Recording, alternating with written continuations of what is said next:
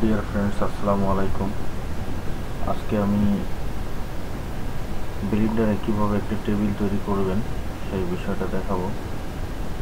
তো আমি এটা ডিলিট করে দিলাম। এখন আমি শিফট এ প্রেস করব। ম্যাশে গিয়ে আমি একটা সিলিন্ডার নেব। সিলিন্ডার নেওয়ার পর আমি ইতিপূর্বে কিভাবে আপনি শেডিং মোড ওয়ারফ্রেম মোডে যাবেন তা বলেছিলাম। তো আমি শিফট চেপে জেড চাপলে এটা ওয়ারফ্রেম মোডে চলে যাবে। তো ট্যাব প্রেস করে আমি এডিট মোডে চলে গেলাম।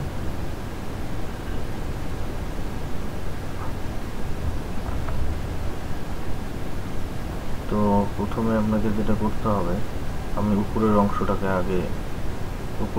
নিয়ে আগে কাজ করব। তাই উপর সিলেক্ট করলাম, তারপর প্রেস করলাম এবং আমি জেড এক্সিসে বাড়াবো। আমি এই পর্যন্ত নিলাম। এখন আমি নিচের দিকে সিলেক্ট করলাম, প্রেস করলাম, জেড এক্সিসে বাড়াবো আমি নিলাম। এতটুকু হলেই চলবে।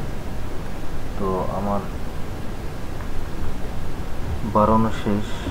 এখন আমি আবার সিলেক্ট করে এস প্রেস করব। তারপর আমি এটা এক্স অ্যাক্সিসে রান করব। তো উপরের অংশটা করে ফেলছি। এখন আমি নিচের অংশটা করব। নিচের অংশটা ধরে শুধু এস প্রেস করব এবং এক্স অ্যাক্সিসে আমি হোয়াইট করে নেব। তো আমার হয়ে গেল, নিচের অংশটা হয়ে গেছে। এখন আমি উপরের অংশ ধরে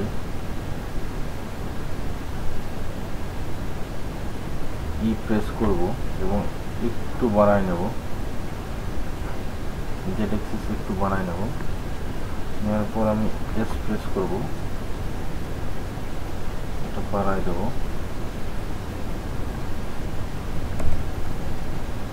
তো আসলে দেখেন একটা টেবিল তৈরি হয়ে গেছে। যদি আমি এখানে ওয়ারফ্রেম মোডে আছি, তো শেডিং মোডে গেলে আপনারা বুঝতে পারবেন।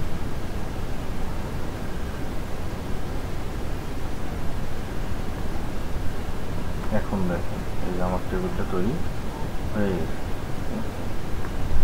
আমি যদি 1 প্রেস করি, 3 প্রেস করে দেখি একটু ঘুরে চারদিকে,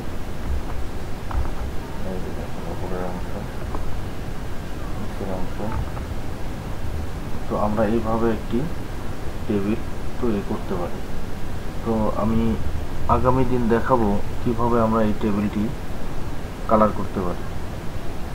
ধন্যবাদ সবাইকে, ভালো থাকবেন।